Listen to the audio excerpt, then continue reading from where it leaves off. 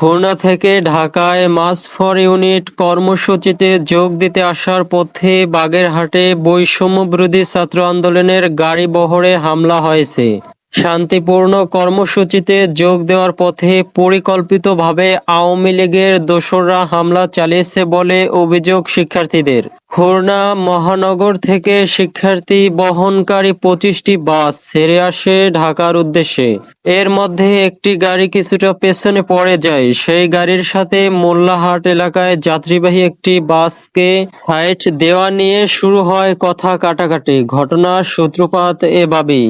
কথা কাটাকাটির এক পর্যায়ে স্থানীয়রা শিক্ষার্থীদের গাড়ি থেকে নামিয়ে মারধর করে। এরপর বাধে তুমুল সংঘর্ষ। ধাওয়া পাল্টা দেওয়া হয় দুপক্ষে। ঘণ্টাখানেকের সংঘর্ষে পুরো এলাকা তৈরি হয় রণক্ষেত্রে।